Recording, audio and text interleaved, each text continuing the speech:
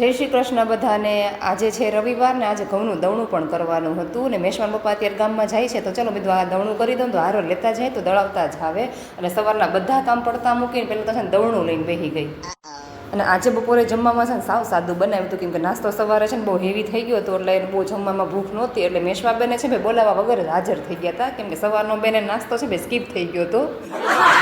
એ પછી રોંઢે ચા પાણી પીને પછી આ રમકડાનો ઢગલો કરીને પપ્પા દીકરી બે બેઠા કે આમાં નો મેશવા રમતી હોય ને રમકડા બધા એક સાઈડ કરીને હાથ ફેરો કરવાનો હતો પણ આ મારા મેશવાબેન દૂધ પીતા પીતા જો આવી ગયા હતા। જે મેશવાન પપ્પા રમકડા એક સાઈડ કરતા હતા ને એ જેને જોતા હતા બોલો। એ પછી એક ફ્રેન્ડ જોડે સ્માર્ટ બજારમાં જવાનું થયું પણ મેં બોલી રાખી કે મેશવાને સાચવવાની જવાબદારી તારી રહેશે પણ એન્ટ્રી કરતા તો મેશવાબેન કોઈના હાથમાં રહેતો છે ને।